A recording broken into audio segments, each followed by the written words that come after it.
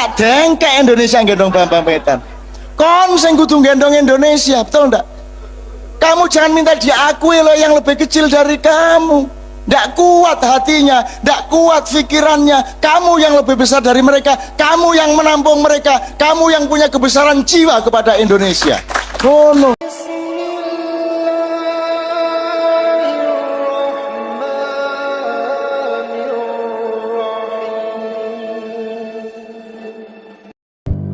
Karena Indonesia memang saking kayanya dan saking hebatnya, maka seluruh yang hebat-hebat dari rakyatnya tidak tampak oleh matanya.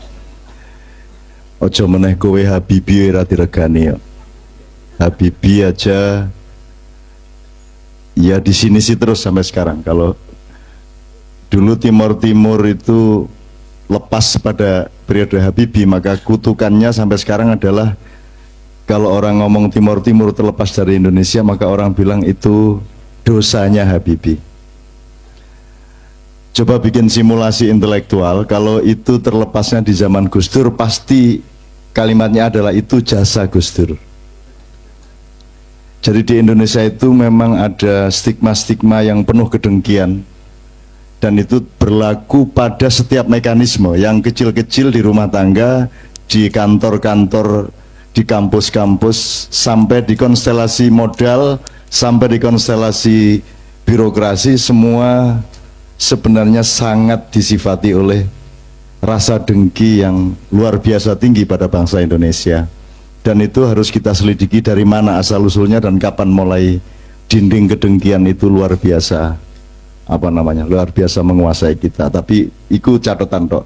Kalau Anda mempelajari pola sejak kecil, maka Anda akan menjadi penemu-penemu, inventor-inventor, inovator-inovator seperti yang di sebelah kiri saya ini. Tepuk tangan untuk mereka. Perkara kon gak direken karo Indonesia, kono jadek muring-muring, kok diuring-uring Gusti Allah. Dapurmu katanya njaluk direken, aku gak direken adakne. Jare Gusti Allah ngono iku. Gusti Allah, malaikat, Jibril, iblis kabeh gak direken karo bangsa Indonesia.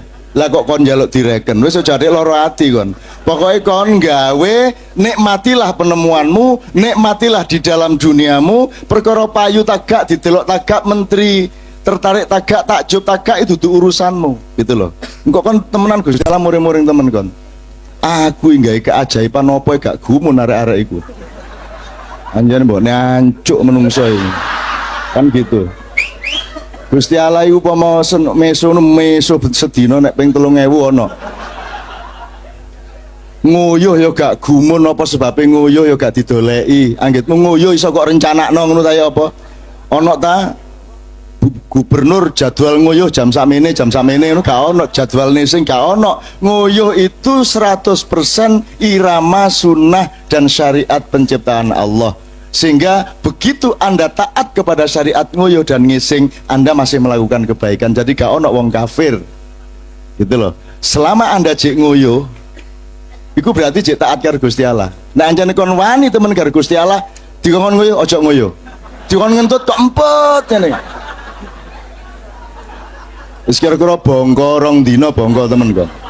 Itu ya, itu syariat Allah. Ini juga syariat Allah, ya Pak Bambang, ini syariat Allah. Dan ini ada di segala macam hal. Maka terjadilah penemuan-penemuan di bidang-bidang yang berbeda-beda.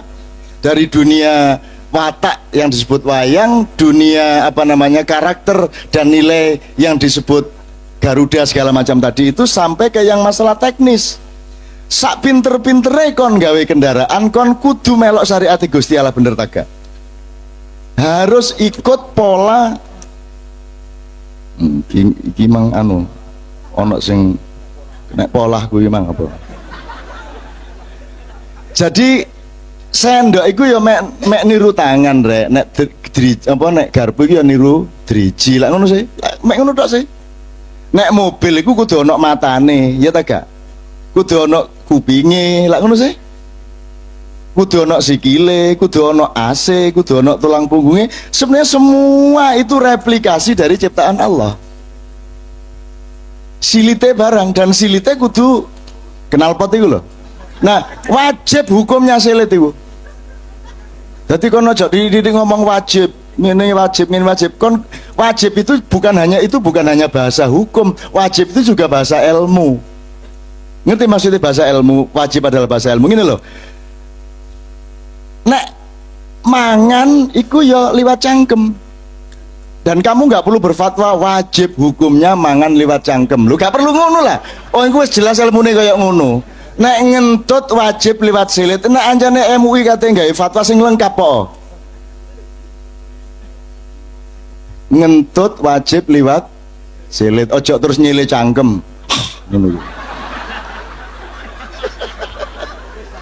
Nah, selama ini kata wajib itu hanya menjadi bahasa hukum, padahal wajib itu adalah keniscayaan fisika, keniscayaan alam semesta itu juga wajib. Bahwa kalau watu itu wajib tidak memuai, sifatnya tidak memuai. Tapi kalau tetumbuhan wajib memuai sampai batas tertentu. Rambutmu itu wajib tumbuh, alismu wajib tumbuh sebentar. Bareng ngono gak cukul meneh. Ya, tapi cukuran meneh cukul meneh. Jadi dia wajibnya tentatif. Gitu loh. Itu namanya wajib. Jadi wajib itu bukan hanya bahasa hukum sekali tapi juga bahasa ilmu. Sekarang gini, orang semua sibuk tentang global climate. Beliau kemarin berdiskusi di Jogja, saya diceritain anak saya. Kuabe gupuh soal global warming, pemanasan global. Kesimpulannya Al Gore adalah semakin banyak karbon dioksida, maka semakin panas suhu bumi, kan gitu. Nah barusan kata anak saya, aku ini soal ngono aku sinau temen anakku, ya, yang pura-pura jadi penyanyi itu loh. Yang aslinya bukan gitu ya. Dan suatu hari mudah-mudahan Allah mengabulkan supaya dia menunjukkan dirinya yang sebenarnya. Ada 19.000 ilmuwan menandatangani satu pernyataan ilmiah yang membantah pemahaman-pemahaman global mengenai global climate, global apa? Warming, mengenai pemanasan global. Pemanasan global menurut Al Gore adalah semakin banyak karbon dioksida semakin panas bumi. Menurut 19 ilmuwan ini termasuk profesor-profesor dari universitas terkenal terkemuka di Amerika, iku kualik sing bener iku semakin panas bumi semakin banyak karbon dioksida. Nah sekali masalahnya apa sebabnya bumi ini kok panas? Kan gitu, berarti ada sebab-sebab yang lain. Wes mari ngono diskusi macam-macam termasuk sama Pak Parto tanggal 17 kemarin. Kemarin malam ada diskusi lebih kecil di Yogyakarta di Kadipiro, dan ada teman saya lah, seorang panembahan lama yang Anda tidak kenal namanya. Dia mengatakan orang kok pada pusing tuh soal bumi, soal apa segala macam, kok takut amat. Wong ini semua ciptaan Tuhan kok dikhawatirkan. Emang ada yang selain Tuhan yang mampu merusak bikinan Tuhan? Gak mungkin. Nek ono menungso ngrusak alam, alame gurung sampai rusak temen menungsone jebol dhewe. Nggih ta mboten? Nggih ta mboten? Sing bongko sapa? Alame takon. Menungsone sing jebol. Itu bener Mas. Manusia yang jebol. Silahkan itu dulu subur makmur, itu tempatnya Nabi Sulaiman, Nabi Daud. Sampai dia ngomong sama rumput-rumput. Kemudian sekarang menjadi padang pasir karena perilaku-perilaku peradaban dan teknologi yang tidak mencintai lingkungan hidup, kemudian menjadi padang pasir seluruh jazirah Arab dan Timur Tengah, kan gitu kan. Tetapi itu kan cuman siklus sekian ratus tahun, nanti dia akan jadi hutan lagi. Jadi alamnya gak iso kok pateni, gak iso, sing bongko kon dewe. Maka saya selalu menasihati, Tuhan sama manusia itu seperti suami istri, pemerintah sama rakyat itu seperti suami istri, laki-laki dan perempuan itu adalah suami istri, manusia dan alam itu suami istri. Maka setiap manusia terhadap alam berlakulah sebagaimana Tuhan kepada makhluknya. Setiap pemerintah kepada rakyat berlakulah sebagai Tuhan, sebagaimana Tuhan kepada makhluknya. Jadilah suami yang baik sebagaimana Tuhan adalah suami yang baik bagi semua ciptaannya, kan gitu. Mulane kono aja atik ngamplinge wong wedok, aja atik memperkosa wong wedok. Enggak kok perkosa ya mlumah-mlumah dhewe.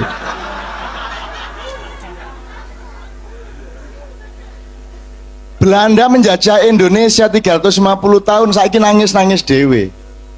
Nangis sing dijajah iku mesti luwih kuat timbang sing jajah. Sak karepe SBY kate nyolong piro? Sak karepe kono. Kate dadi sekjen PBB sak karepmu kono. Kate oleh hadiah Nobel kono, kok rekayasa sak karepmu. Tapi rakyat Indonesia gak iso kok jajah. Rakyat Indonesia tetap cengenges-cengenges kayak gini. Tetap urip, tetap kreatif, tetap muncul orang-orang seperti dia. Ganti meneh kon presiden piro ae sing nunggangi ndase rakyat gak ono masalah. Sing ditindas mesti luwe kuat. Wong wedok iki kok apakno ae wis. Mesti luwe kuat timbang sing lanang. Ya ta gak? Wong sing lanang kudu ngene sing wedok kari ngene tok ae. Nggih ta mboten? Ngenteni sing lanang diiliri sik cake ngadeg.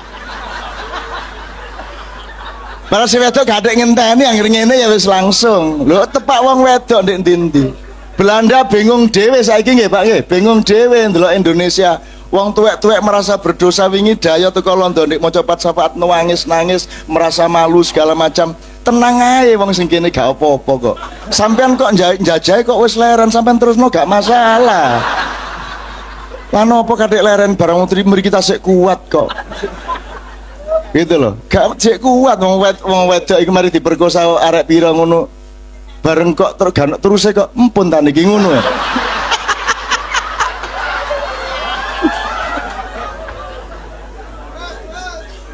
Gitu ya oke, gak tak dawak-dawakno sing gak ngono iku cek gak seneng raine arek-arek iku. Oh nek soal iku senenge masalah. Iki kepemimpinan Garuda temen iki. Oke. Saya terusin apa namanya? Saya loncat-loncat ya. Tapi supaya saya tidak lupa menghikmati semua yang saya dengar tadi ya. Jadi misalnya Mas Bambang Prasetyo dia sedang mencoba merumuskan, menguraikan dan menunjukkan kepada kita formula yang disebut kepemimpinan Garuda. Aku nyumbang situ. Garuda itu kan bahasa negara. Nek bahasa negeri atau bahasa kebudayaan jenenge Raja Wali. Ya, nek bahasa ndek sawah ulung. Ya gak? Coron desa. Kon saya tak kandani satu hal. Dan saya membenarkan bahwa Indonesia adalah bangsa Garuda. Tetapi sekarang kalian sedang menjadi emprit semua. Sekarang mau atau tidak untuk kembali menjadi Garuda. Dan pekerjaan yang harus Anda lakukan wahai bangsa Indonesia untuk menjadi Garuda satu saja, tidak banyak-banyak. Kon tak kandani. Garuda iku rata-rata Raja Wali ku umure rata-rata koyok menungso 60 sampai 80 tahun. Betul ya? 60 sampai 80 tahun. Nah, pada umur 40 Raja Wali mengadakan revolusi atas dirinya sendiri. Kalau manusia mengatakan life begins at 40, hidup itu dimulai pada usia ke 40. Demikianlah juga Garuda, demikianlah Raja Wali.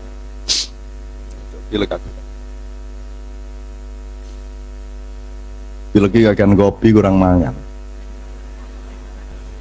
Gak kobra. Gak usah mari mangan di tas. Oke. Gini, carane Garuda merevolusi diri saya ini tantangan untuk bangsa Indonesia. Jazakumullah, tak dongan oleh jodoh ayu. Amin ya rabbal alamin. Anak arek ayu, bapakne wis gak ono.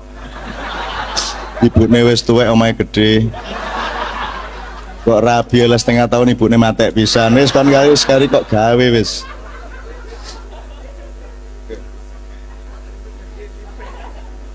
Oke, umur 40 tahun si Raja Wali akan mencari gunung-gunung dan dia memiliki kepekaan sendiri untuk menemukan batu-batu karang yang paling keras dan paruhnya akan dicocokkan ke batu itu, terus diogel-ogel sampai copot paruhnya. Itu Garuda. Copot. Demikian juga cakarnya dicakarkan ke batu karang, diogel-ogel terus sampai copot kukune kabeh. Kemudian dia akan sengsara selama berbulan-bulan. Dia akan melakukan torikot, dia akan melakukan tirakat, dia akan melakukan lelaku, dia akan melakukan kholwat selama berbulan-bulan, makan seadanya, notol-notol saisoni dengan tanpa paruh. Kemudian paruhnya akan tumbuh pelan-pelan, kukunya akan tumbuh pelan-pelan, dan ketika paruh dan kukunya itu tumbuh sempurna setelah umur 40 tahun, itulah baru Garuda yang sesungguhnya. Nek kon gurung tau ngelakoni ngerubah uripmu koyok Raja Waliku, ojo adik duwe niat dandani negara. jek gamoh kon ya. Nek kon jek gamoh hari ini upamane Bung Karno urip saiki, aku wani tanding dan debat gak kira iso mimpin bangsa Indonesia. Tekakno Bung Karno saiki, gabungno karo Imam Khomeini, gabungno karo Churchill, gabungno karo George Washington, gabungno karo Gus Dur, gabungno kabeh nek iso mimpin bangsa Indonesia. Ini bangsa yang betul-betul memiliki komplikasi yang luar biasa, dan hanya pemimpin yang sejati, yang benar-benar memiliki kebesaran dan ilmu yang lengkap, selengkap-lengkapnya, yang mampu memimpin bangsa Indonesia. Nek petang poli mau gampang, sing pinter pidato arek mek piro, sing jenenge Indonesia itu ya mek alah sekitar Bung Karno dan temen-temennya, mek ngono tok, sangat sederhana. Tapi nek saiki kan masih ono 1000 Bung Karno ndak akan bisa tampil sebagai Bung Karno, karena ojo meneh Bung Karno arek-arek mampu melakukan inovasi-inovasi teknologi yo gak payu ndek ndi. Bangsa Indonesia iki bangsa sing saking tepake, saking gobloke. Jadi ndak bisa. Sudahlah, kita jangan membayang-bayangkan pemimpin-pemimpin besar. Kalaupun saya ingin mengatakan kepada Anda, mestinya ada dong figur sejarah yang mampu memimpin. Ojo ngomong nabi ya.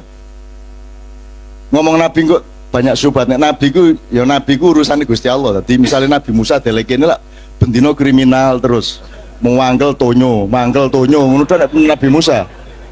Nek Nabi Isa malah gopo dikaploki wong. Plok, ayo kene. Plok, ayo kene. Plok akhirnya mek antri ngaploki ngene-ngene iku. Wes ojo adek ngurusin Nabi wes Nabi ku wes biyen-biyen gitu ya. Artinya saiki iki dibutuhkan orang yang setingkat Sunan Kalijogo plus, cek ono plus sih. Nanti endingnya dari pembicaraan saya akan bercerita kepada Anda, ojo putus asa, ojo pernah putus asa, memperjuangkan dan berinovasi, berkarya, jangan pernah berputus asa, dan jangan menunggu dihargai siapapun saja. Kamu berkarya karena kamu bahagia berkarya. Mungkin akan dihargai 100 tahun lagi, mungkin tidak pernah dihargai, tapi pasti nuranimu sendiri dan Allah Subhanahu wa Ta'ala menghargai, dan anak-anakmu akan mendapatkan berkah dari karya-karyamu. Ojo lali. Engkau tak dudui kon perjuangan Sunan Kalijogo itu tan kino yang ngopo. Tidak ada yang melawan beratnya perjuangan Sunan Kalijogo. Tapi engkau sih, kon biasalah mek dikandani Kiai Sunan Kalijogo itu dakwah dengan seni, ngono kata. Alah. Opo dakwah dengan seni kayak Romai Rama karo Zainuddin MZ, Mbah Najib karo Kiai Kanjeng. Nah, opo dakwah karo seni ku opo lah. Itu mek pekerjaan kecil. Sunan Kalijogo engko ae. Engko tak duduhi. Tapi intinya adalah yang Anda catat sekarang, Sunan Kalijogo itu hidup berjuang sejak akhir Mojopahit Brawijaya 5, dan dia memproses seluruhnya sampai awal Mataram. Jadi melewati 4 zaman besar: Majapahit, Demak, Pajang, Mataram. Dan kalau Anda sekarang bertemu dengan Sunan Kalijogo, Anda akan tahu bahwa Anda belum melakukan apa-apa di muka bumi ini. Jadi kalau Anda sampai menangis dan putus asa, kamu akan membuat sedih Sunan Kalijogo. Ojo meneraimu. Aku iki biyen gurung ono SMS, gurung ono BBM, gurung ono mobil, gurung ono bensin, gurung ono LPG. Aku iki ngeluruk Sabdo Palon Noyo Genggong, Ki Ageng Mangir. Aku ngeluruk MPR DPR-nya Mojopahit itu tak Islam no secara subversif. Prabu Brawijaya tak atur ya apa carane, mergo gini, ono telu siji santri boyongan ngalor ratusan ribu orang dipimpin oleh Sunan Kudus, stafnya Sunan Kalijogo. Iki sing bagian santri kupluan. Nek watu alhamdulillah gitu. Wah, alhamdulillah. Nek sing tengah iki Islam tapi gak semantri santri. Jadi yo gak tapek kupluan, rodo abangan dedek, yo gak sukola.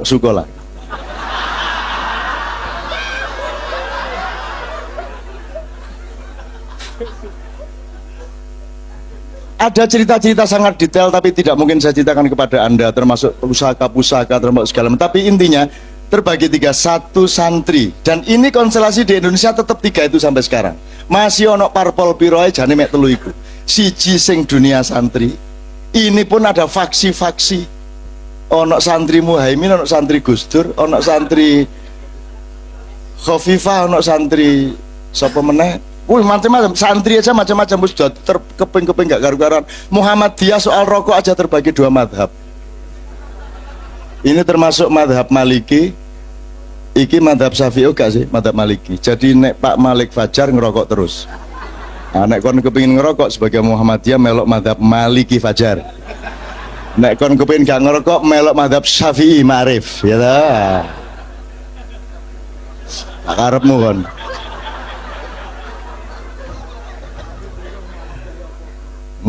Gitu ya, terbagi-bagi tidak karu-karuan. Yang tengah ini yang kita sebut kejawen. Kejawen itu Islam tapi Jowo.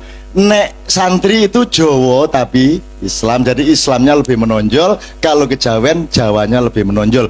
Pelopornya yang di tengah ini adalah Prabu Brawijaya V sendiri. Prabu Brawijaya terakhir yang juga masuk Islam dan potong rambut, tetapi dia bilang secara kultural saya tidak enak kalau saya menunjukkan pakaian santri saya karena banyak rakyat saya yang juga masih belum masuk Islam, jadi saya tak toleran secara budaya. Tapi karena takdirnya sudah seperti itu, maka Sunan Kalijaga ngatur, monggo jenengan sakniki kesah meneng-meneng, jadi seluruh rombongan yang tengah ini dibawa ke Gunung Lawu, ya, mendirikan Candi Cetha di sana, dan sekarang menjadi pusat pancatan masa depan Indonesia sekarang di sana. Ini yang bagian kejawen, termasuk istrinya Prabu Brawijaya yang tidak masuk Islam itu tidak ikut rombongan tengah tapi ikut rombongan utara. Itu namanya Dewi Andarawati Wayu Nemen. Maka Sunan Kalijaga mengutus Sunan Kudus untuk memimpin rombongan yang ke utara dari Mojo Agung. Dari ini, dari mana ini? Duduk Trawulan di delta itu loh, delta Mojokerto Sidoarjo itu loh, delta Kalimas Kaliporong di situ, di Canggu, di desa Canggu. Dari situ rombongan ke tengah, rombongan ke utara. Nah, yang rombongan ke utara dipimpin Sunan Kudus. Itu juga satu pendidikan perdamaian yang luar biasa, karena sebelum diatur oleh Sunan Kalijaga atas perintah Sunan Ampel, sempat terjadi peperangan antara orang-orang Mojopahit melawan orang-orang Demak, dan di dalam para peperangan itu terjadi duel antara kakaknya Raden Patah yang sulung yaitu Raden Jaka Bentar melawan bapaknya Sunan Kudus yang namanya Sunan Ngudung. Sunan Ngudung kalah, mati, tapi kematian Sunan Ngudung itu tidak menimbulkan dendam antara Mojopahit dengan Demak. Oleh Sunan Kalijaga dengan satu pemikirannya sangat jenius dijadikan alat perdamaian yang luar biasa. Sunan Kudus disuruh Sunan Kalijaga bikin surat kepada Raden Bentar, yaitu yang membunuh bapaknya. Gusti Raden Bentar panjenengan dipun aturi diminta oleh Raja Demak yaitu Raden Patah untuk menjadi senopati nomor 1 di Demak. Padahal barusan bunuh bapaknya Sunan Kudus, senopatinya Demak. Ditawari Sunan Kalijaga untuk malah jadi pangapnya Demak. Itu kan tindakan politik yang tidak bisa dipahami. Tapi ada sangune apa? Terus kondo bentar jenengan mateni bapak kula niku pun ada diurus mboten napa niku pun takdir Gusti Allah, kula ngapura kabeh wong Demak ngapura, sing penting sampean sakniki ngewangi adik sampean Raden Patah untuk menjadi senopati di sana. Nah, si Raden Bentar yang sebenarnya juga merasa tidak enak bunuh Sunan Ngudung, akhirnya merasa ya Allah kok saya malah dijunjung. Akhirnya dia benar-benar menjadi senopati di Demak. Itu tindakan perdamaian yang belum pernah terjadi di dalam sejarah modern. Yang namanya Sultan Salahuddin paling pol menyamar jadi tabib untuk menyembuhkan Panglima Perang Salib, tapi tidak sampai meminta Panglima musuh untuk menjadi Panglima pasukan kita. Dan itu yang bisa melakukan hanya jeniusitas otaknya Sunan Kalijaga.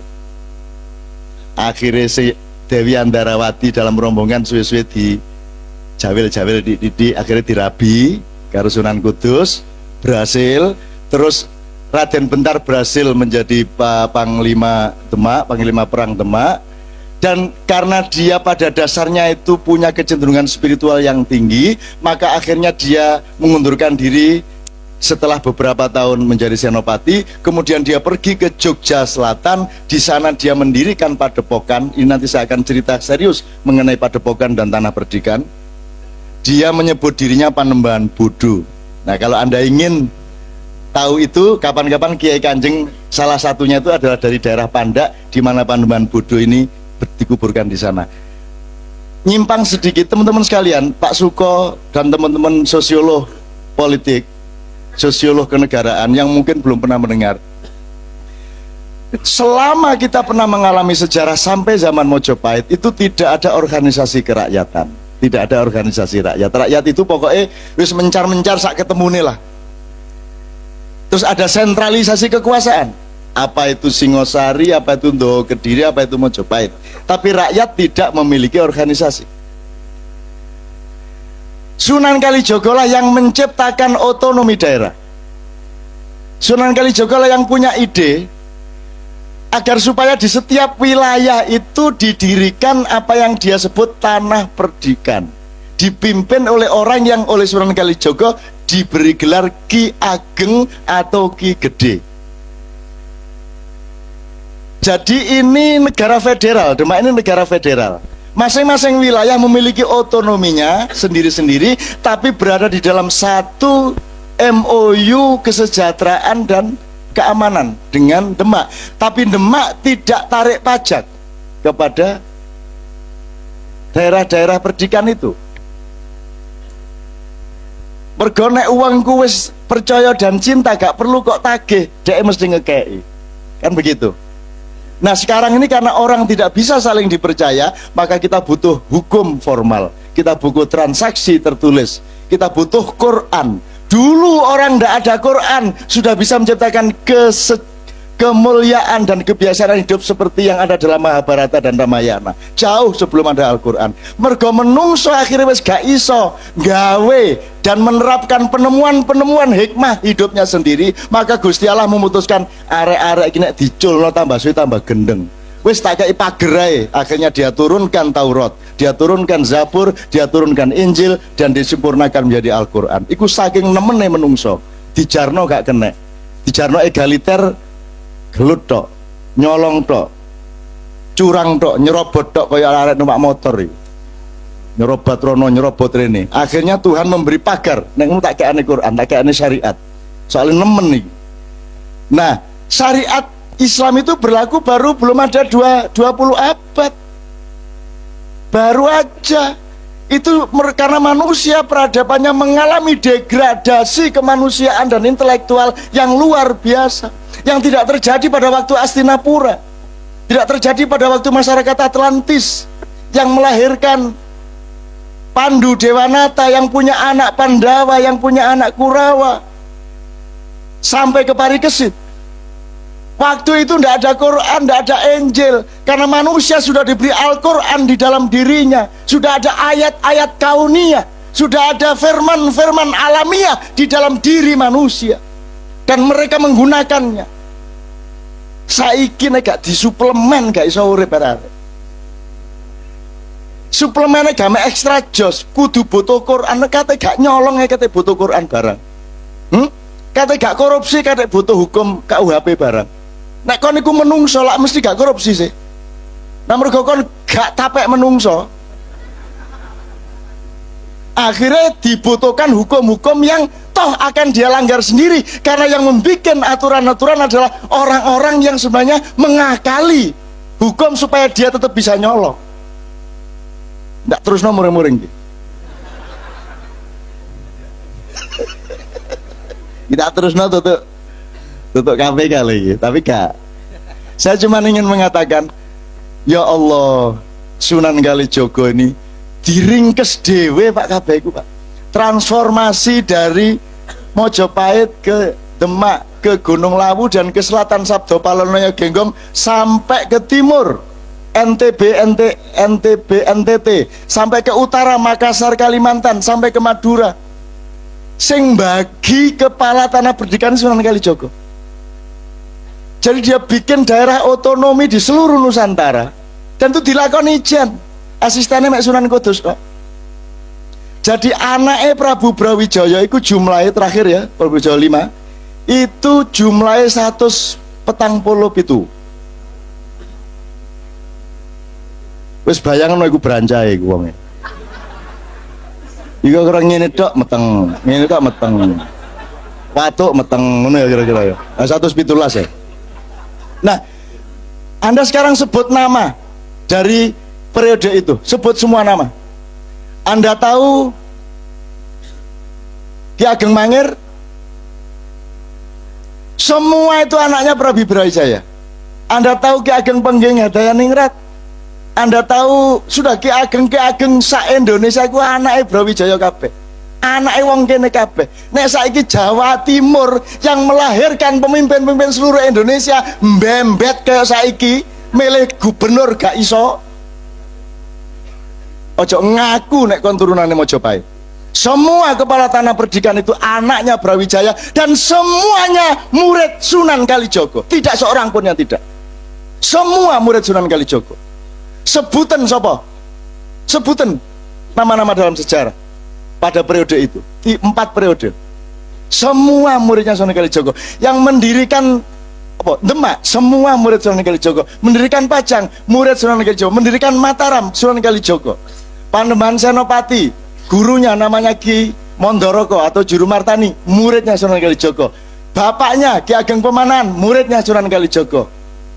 Ki Penjawi, muridnya Sunan Kalijogo. Ki Ageng Mangir, muridnya Pak Sunan Kalijogo. Syekh Belabelu, muridnya Sunan Kalijogo. Gak ono sing gak. Iku wong kaya ngunu perjuangane. Iku jek gagal. Lah wis ah. Lah kok kene jek kan gawe Bambang Wetan ping 10 ae njaluk sukses. Sunan Kalijogo ini perjuangannya sampai detail. Wingi wis tak critani mengenai Ki Ageng Mangir. Tak kayak ceritanya. Jadi itu Sunan Kalijogo diparani dan caranya berdakwah luar biasa. Maka Sunan Kalijogo jangan diukur, jangan dibandingkan dengan kaum profesional zaman sekarang. Wong saiki iki iso umbah-umbah gak iso ngliwet. Lah ngono sih. Pinter hukum gak ngerti etika. Ngerti etika gak ngerti agama, ngerti agama gak ngerti teknologi gak ngerti ilmu sosial. Lah ngono wong saiki. Wong kok irung tok. Wong kok motor tok. Lah ngono saiki ya, wong kok pelit tok. Ono iku yang sing bagian iku tok ya ono. Lho toh? Kalimat saya itu justru yang begitu itu yang thayyibah, Pak. Angger wis tutuk kuno sweet. Jadi malaikat bingung tak catat sebagian delodok tapi kok manfaatnya gede ngono.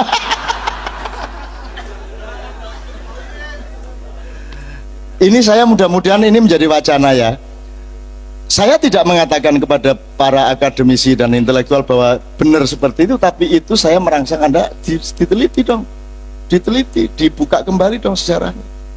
Tak kayak contoh Sunan Ki Ageng Mangir itu anake Prabu Brawijaya kelima nomor 43.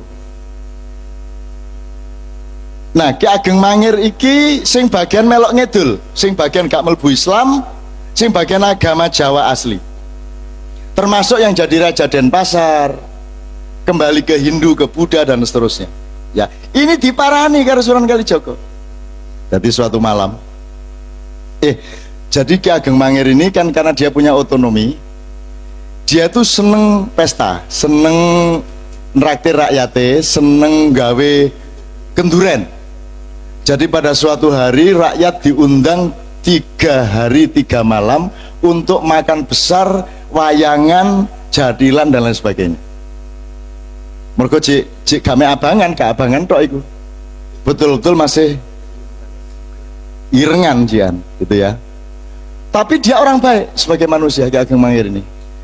Terus ketika rakyat semua ke pendopo dan ke halaman pendoponya Ki Ageng Mangir makan semua, ono dayoh. geluandangan klambine rowek-rowek welek nemen gak adus mbuh pirang wulan pirang tahun, rambute rowek-rowek melaku nerabas wong mangan sauno kae ndwolek sing paling enak. Begitu ana sing enak ndwodok mau mangan juat-juat. Begitu wis wareg mulai balik. Terus Ki Ageng Mangir bingung sapa ana mbambung situk iki. Ditututi karo Ki Ageng Mangir. Takoni sampean saking pundi? Oh niku kersaing dos mriku ngene-ngene, tapi oleh jawab ajo terus lunga. Wis, tapi Sunan Kalijaga yang menyamar ini tahu oh Ki Ageng Mangir orang baik kok, orang kecil kayak apapun disapa oleh dia. Besoknya dia balik lagi. Tapi tamu yang kedua pada hari kedua ini bukan seorang gelandangan tapi seorang priagung besar yang berpakaian kerlap-kerlip emas permata gagah luar biasa, dengan pakaian kebesaran raja, dengan pengawal prajurit 20 orang dengan kuda-kuda yang sangat gagah. Sehingga Ki Ageng Mangir ini tak kasih tahu, dia belum pernah ngerti kerajaan. Dia belum pernah menjadi bagian dari kerajaan karena tanah perdikan. Jadi dia tidak pernah sowan ke Demak, sowan ke, tidak pernah. Jadi betul-betul otonom pada waktu itu. Maka ketika ada priagung berpakaian seperti itu datang, dia langsung ngapurancang. Panjenengan saking pundi priagung ini dan seterusnya ditanya. Si tamu yang kedua ini tidak menjawab, langsung nerabas meneh nang nggone wong mangan, langsung mangan. Lho iki ana priagung tapi kok yang geragas iki.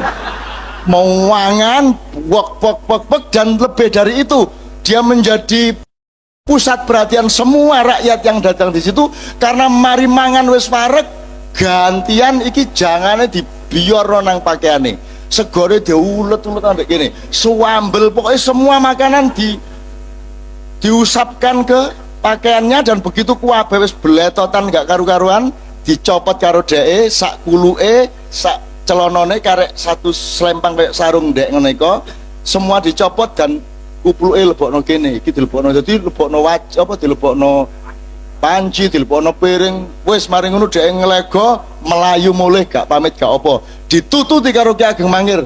Sopo iki koyo ngene iki? Begitu Ki Ageng Mangir sampai keluar, Sunan Kalijaga sudah hilang. Sak jaran-jarane sak 20 pengawale wis gak ono, jadi gak ketututan. Padahal sebenarnya kalau mau hilang dia butuh sekian ratus meter untuk sampai tempat di mana dia bisa menghilang. Tiba-tiba hilang. Detik itu juga Ki Ageng Mangir mengatakan kepada anaknya, menantunya yang namanya Ki Ageng Wonoboyo. Wonoboyo ini juga cucunya Brawijaya juga dari daerah Gunung Kidul. Semuanya juga muridnya Sunan Kalijaga. Dia bilang sama Wonoboyo, Wonoboyo kowe saiki mimpin tanah perdikan Mangir. Kowe saiki tak dapuk dadi Ki Ageng Mangir Wonoboyo kaping 1. Lah Wonoboyo bingung, lah panjenengan badhe pripun niki kok diparing ten kula. Aku tak goleki guruku, langsung mencolot nututi Sunan Kalijaga, metu nang halaman bingung nututi nang ndi iki.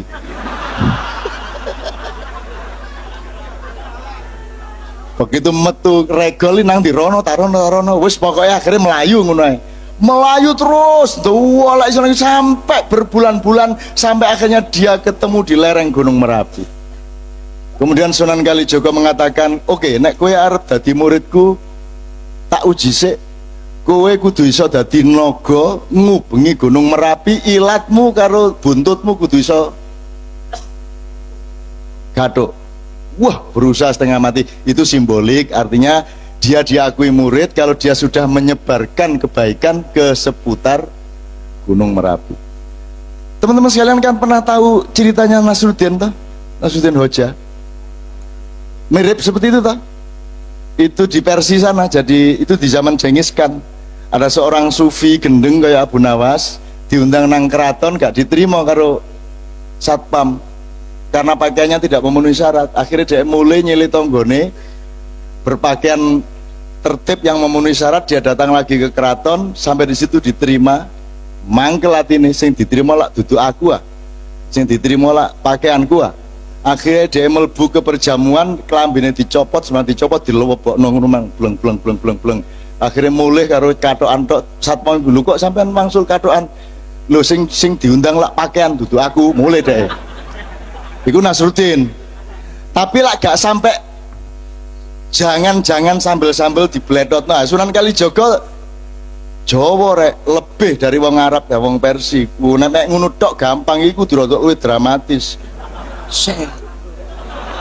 Ngono nek Jawa. Itu sekalian ya, oke. Jadi Sunan Kalijaga itu pun dia mengalami kegagalan. Saya kasih dua aja kegagalan. Kegagalan dalam arti dia nggak gagal, cuman sejarah punya sifat sendiri dan Allah memiliki rencana sendiri. Kamu tahu Mas Karebet ketika dia menjadi Raja Demak, tapi dia memilih beristana di Pajang, itu ada yang tidak terima, yang merasa dia lebih berhak untuk menjadi raja, yaitu Haryo Jipang atau Haryo Raden Penangsang. Ya, Karebet ini sakti luar biasa. Karebet ini yang memegang Kiai Sangkelat. Kiai Sangkelat ini yang membuat adalah Empu Supo Anom. Itu empu nomor 1 kerajaan Mojopahit yang pernah dicuri keris ini dari kerajaan Demak oleh oleh Ki Maling Celoring. Jadi tahu Grung Maling Celoring? Celoring itu asal usulnya iku ana wong jenenge Ki Celoring ndek Blambangan kono. Carane mlebu omahe wong iku gak perlu lawang, gak perlu bolongan, pokoknya ana lampu titik set mlebu deh. Maka dia berhasil mencuri Kiai Sangkelat ini di kerajaan Demak. Wes digonang Blambangan, Sunan Kalijaga roh, oh gampang pos supaya konang Blambangan pura-pura oh dadi pandai besi. Wes pokoknya diatur ke Sunan Kalijaga iso balik meneh lah. Akhirnya dicekel Karebet. Nah Karebet ini mau ngelawan arek cilik jenenge Arep Penangsang gak enak sih. Arek cilik pedita-pediti kok tak sikat temenan kon.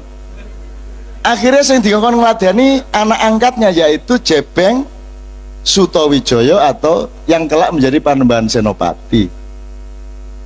Gitu ya. Saya kasih tahu, Sunan Kudus sama Sunan Kalijaga ini kan seperti saudara dan senior dan junior. Mereka satu perjuangan, satu misi segala macam.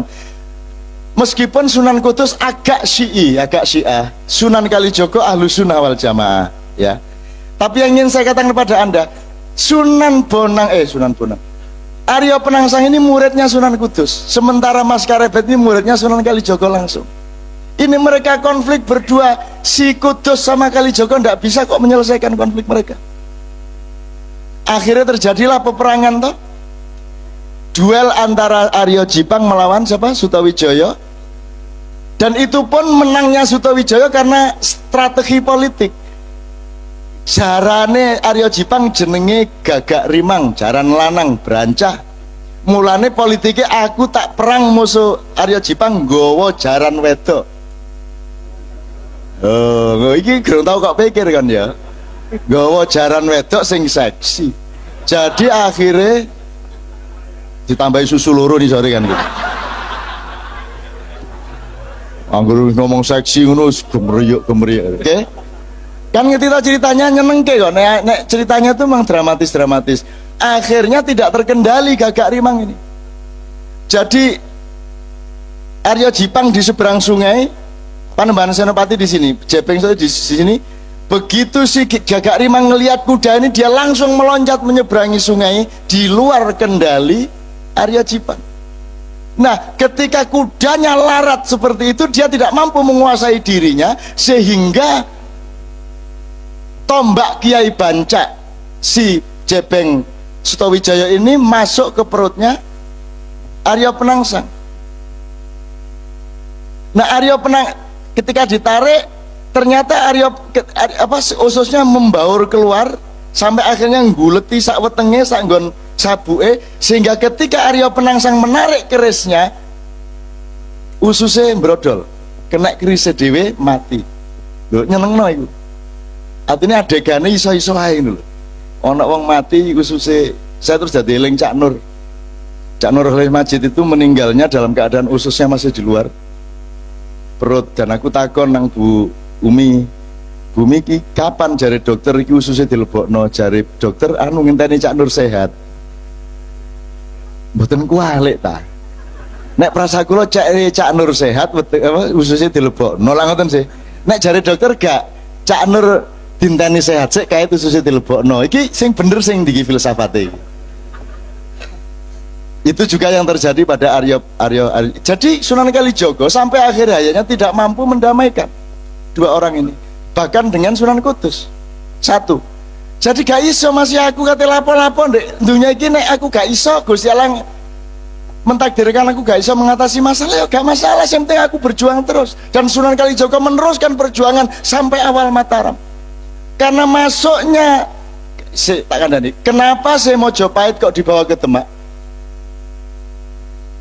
Karena ada semburan lumpur di Canggu, ada lempengan bumi yang bergeser yang membuat struktur pertanian menjadi kacau di ujung Mojopahit itu, sehingga infrastruktur pertaniannya menjadi tidak mampu lagi menyangga perekonomian Mojopahit. Maka Sunan Kalijogo berpikir harus menoleh kepada perdagangan global, harus menoleh kepada ekonomi pesisir. Maka ditransformasikanlah dari kerajaan yang agak di pedalaman, yaitu di Mojo Agung, Canggu, Mojokerto, itu diseret ke pinggir pantai, yaitu ke Demak di desa Gelagawangi, dalam rangka supaya ada transformasi menuju pertahanan pangan dan lain sebagainya. Dan itu Sunan Kalijogo luar biasa. Nek wong gak ngerti perekonomian gak iso duwe ide kayak ngono iku. Jadi Sunan Kalijogo iku duduk seniman yang berdakwah dengan seni.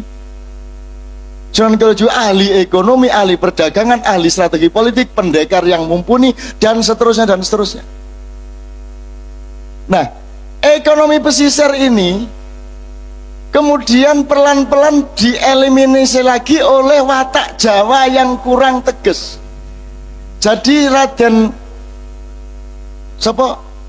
Sultan Hadiwijaya Joko Tingkir itu pekewo, kate beristana di Demak itu pekewo. Aku tak ndek pinggir-pinggir, aku tak ndek Pajang ae. Dia lupa bahwa dengan dia masuk ke Pajang, maka seluruh infrastruktur keraton juga akan pindah ke pedalaman. Jadi perekonomian global yang diciptakan Sunan Kalijogo menjadi masuk ke pedalaman. Sunan Kalijogo tidak setuju, tapi sudah terlanjur. Ketika itu kemudian sibuk dengan pertarungan antara Mas Karebet dengan Aryo Jipang. Itu pun kemudian ketika sampai kepada gara-gara Aryo Jipang bisa dibunuh oleh Panembahan Senopati, akhirnya Panembahan Senopati diberi hadiah oleh Mas Karebet tanah Mentau. Dan Mentau itu sangat pedalaman.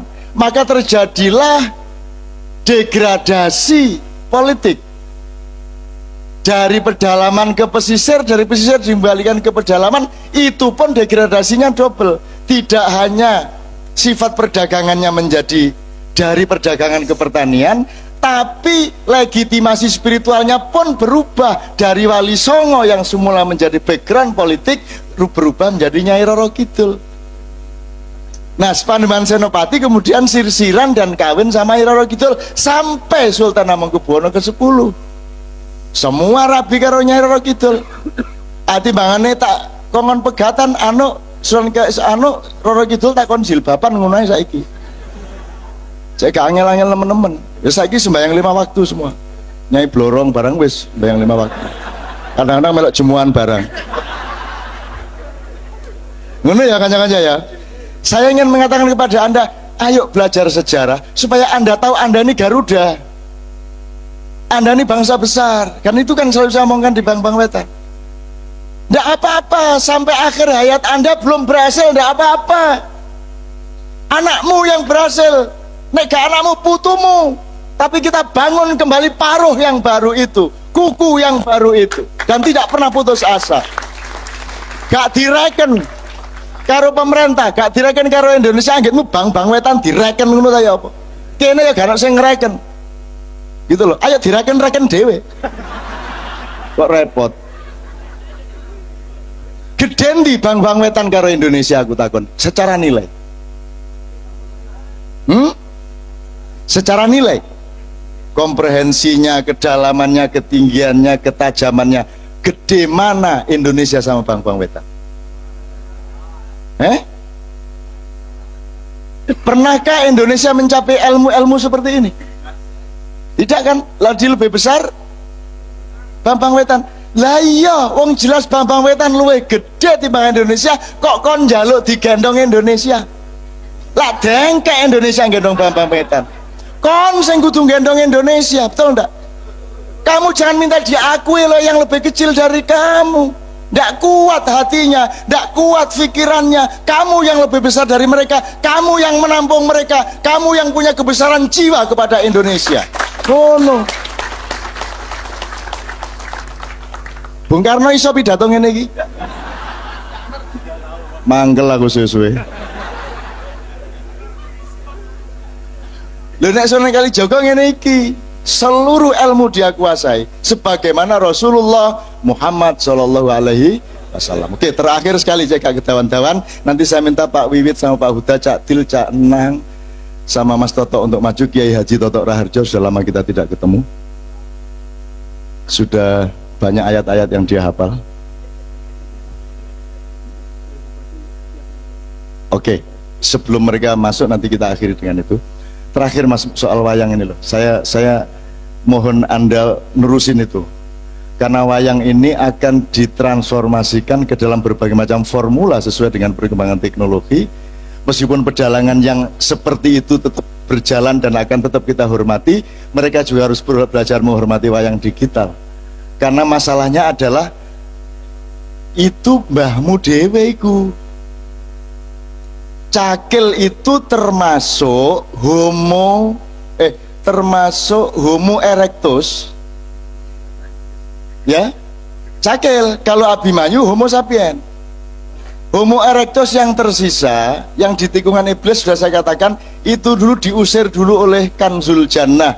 Atau jadi gini, iblis itu disuruh Tuhan ke bumi, ke Pulau Jawa, terus itu bilang sama Homo erectus, sebentar lagi saya akan bikin Homo sapien, diawali dengan Adam. Kamu semua siap ikut Adam, kalau tidak kamu musnah saja, kan gitu. Akhirnya buto-buto dikandani karo Semar. Semar itu siapa? Semar itu Semoro Bumi. Semoro Bumi itu ya iblis itu. Iblis itu adalah malaikat yang paling besar jiwanya, sehingga dia mau dikutuk-kutuk karena dia yang paling kuat. Kalau Jibril tidak kuat. Nek Semar kuat, dia elek-elek wong terus, anggaran wong elek iblis. Jadi iblis itu kuat hatinya, besar jiwanya, sehingga dia mau menjadi antagonis di dalam seluruh kehidupan manusia. Lho iki rada angel ndelok wacana koyo ngene iki. Kiai-kiai ya apa-apa gak krungu. Iki nek dibantai yo angel, gak dibantai yo medeni iki kan gitu. Nggih ta mboten? Loh, Anda pikir iblis musuhnya Tuhan? Iblis itu nangis nek dituduh. Kan waktu Anda nonton tikungan iblis kan terakhir iblis nangis, loh saya kok dituduh musuhnya Tuhan. Nggak berani saya sama Allah. Saya nggak berani. Gila apa? Bukan saya punya kerajaan terus Allah punya kerajaan terus aku melawan Allah. Nggak ada kemungkinan. Allah itu nomor satu, Muhammad itu idolaku, dan setelah Muhammad tiada, aku tidak punya gairah lagi untuk menggoda manusia. Kan begitu kata iblis. Terus dia sholawatan. Loh temenan loh ya, iblis selawatan. Loh apa ndak boleh iblis selawatan? Anggap iblis sing gawe-gawe awake dhewe sing gawe sapa? Sing ngongkon sapa? Gusti Allah. Piye apa sih kan niku? Bener ta gak? Emang ada yang bisa melawan Tuhan? Iblis ndak bisa. Setan ndak ada hubungannya sama iblis. Setan itu gaenanmu dhewe. Minal jinnati wan nas, bikinanmu sendiri. Dadi nek awakmu auzubillahi minasyaitonirrajim iku aja ndelok kono, delok raimu dhewe. Oh iku sing kene berlindung dari raimu dhewe. Wacan kul a'udzu birabbin nas, malikin nas, ilahin nas, min syarril waswasil khannas, alladzi yuwaswisu fi sudurin nas, yang mengipas-ngipas hati manusia. Siapakah dia? Mereka adalah dari jin dan manusia. Lah kok iblis disalahno? Oh, iblis bukan jin, bukan manusia. Setan itu yang yuwaswisu fi sudurin nas itu berasal darimu sendiri dan dari jin. Kan begitu. Jelas kayak ngono kok. Nah, Anda ikut kepercayaan Katolik internasional, Kristen internasional yang membedakan, yang mempertentangkan kerajaan Tuhan dan kerajaan iblis. Tersinggung Tuhan. Oh, no tak kerajaan liane aku. Tuhan kan tidak pernah marah sama orang-orang kafir. Kamu kafir tidak masalah, cuma ojo manggon di omahku kon. Alu nggak? Ten pundi kula lungone. Untuk apa Tuhan marah? Kan Tuhan cuma mengatakan barang siapa yang keberatan terhadap kehendakku, barang siapa yang tidak terima dan tidak ikhlas menerima keputusanku, aku persilahkan untuk keluar dari bumi dan alamku, carilah hidup di tempat yang lain. Pun ngoten ta. Ya terus ten pundi kula mlayu. Ada wong nyolong barangku ya lucu. Nyolong terus kok singitno. Gusti Allah lak guyu dhewe. Kon rono kepethuk aku, rene kepethuk aku, runu kepethuk aku. Lah kok singitno ndek endi olehmu nyolongku lho, kok singitno ndek endi? Lah aku lapo nyolongku lapo? Wong nang ndi kepethuk aku kok. Terus mari ngono seniman menulis drama monolog Butet Ketara Harja mencari Tuhan. Tuhan nang omahku nun ya apa arek-arek iku. Lah kok saiki ket ndoleki aku lho. Lah sing gawe dekne sing ku aku ket biyen arene. Lah kok saiki moro-moro mencari Tuhan. Aku mencari Tuhan. Gusti Allah bingung lho. Aku gak kene ket biyen nek.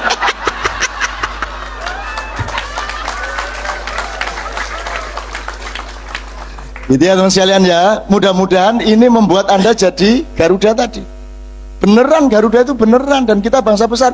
Dan wayang ini Pak bukan itu India, bukan orang India, bukan itu khasanah dari India. Orang India itu provinsi kita, pusatnya di Kediri, Astinapura. Mereka kita suruh bercerita, menulis tentang kekuasaan kita di sini. Memang mereka yang berkarya, tapi mereka kita suruh menulis tentang kita di sini. Jadi Arjuna itu mbah kita, Puntadewa mbah kita, mereka itu semua mbah kita. Yot bawa sampean turunane belung ya soalan lah.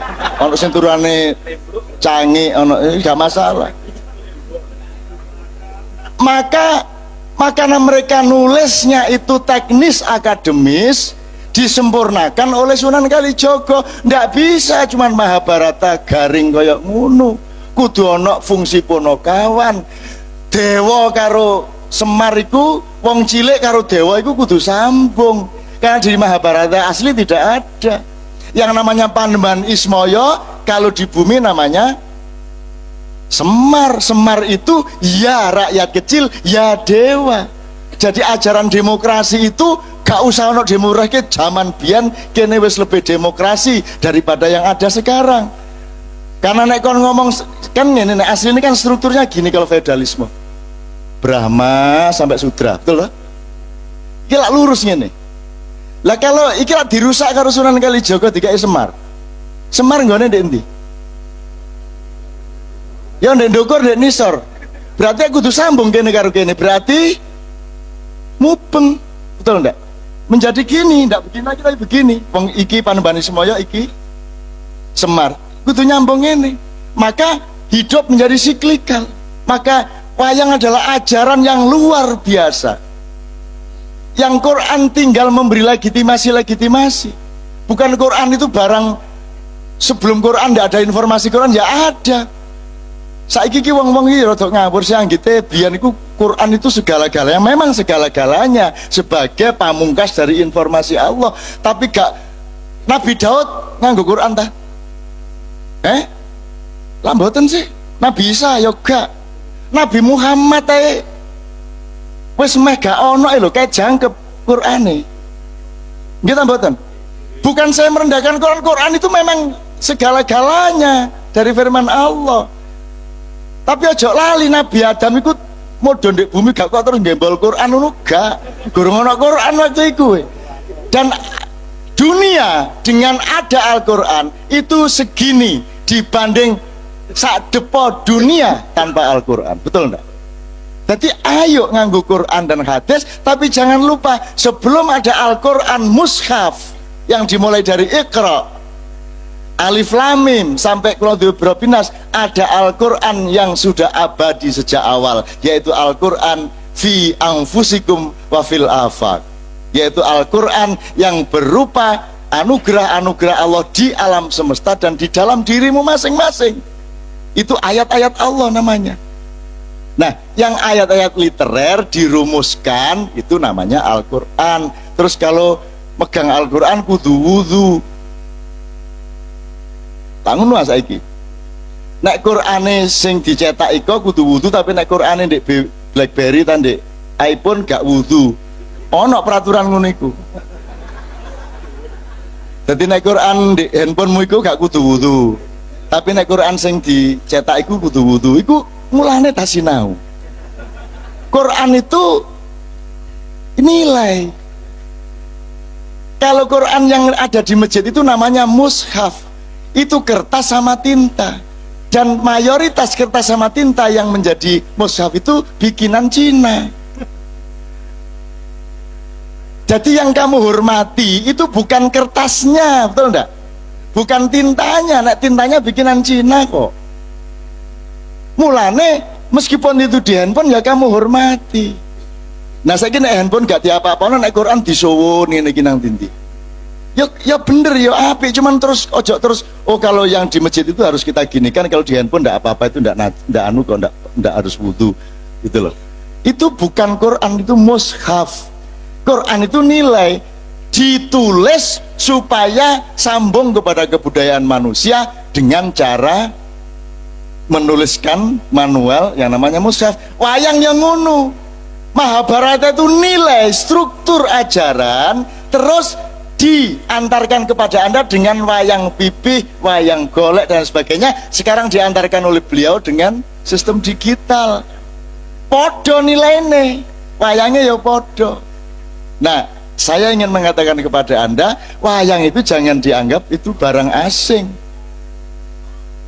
Itu lahir dari kakek moyang kita sendiri, dan pelakunya adalah kakek moyang kita sendiri.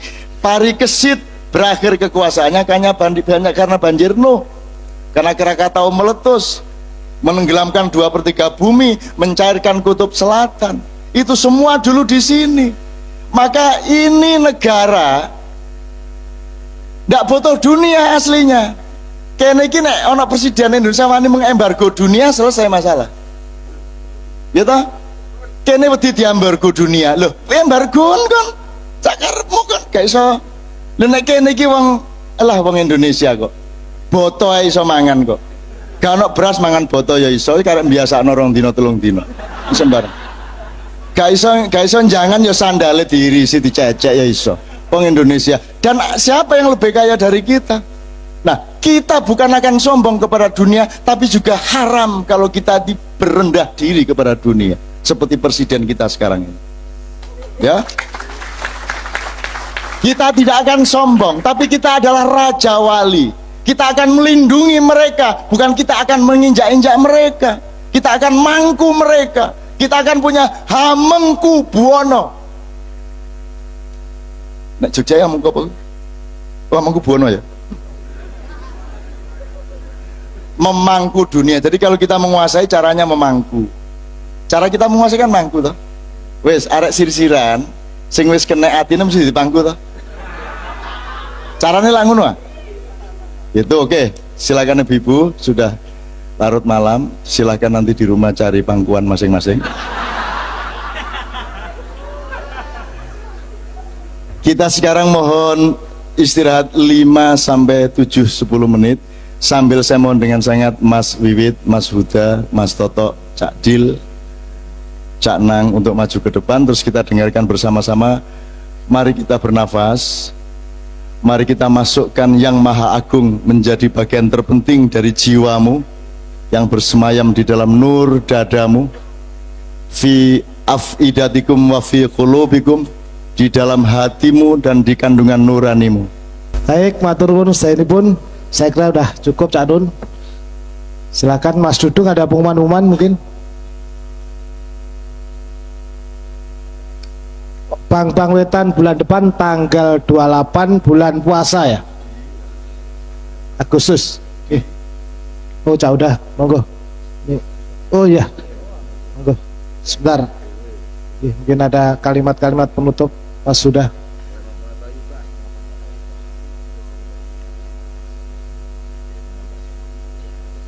Bapak Ibu sekalian, kemarin tanggal 25 Juli itu ada pemilu pilkada di Sidoarjo, dan salah satunya adalah kandidat nomor 4 itu wakil bupatinya Mas Huda ini.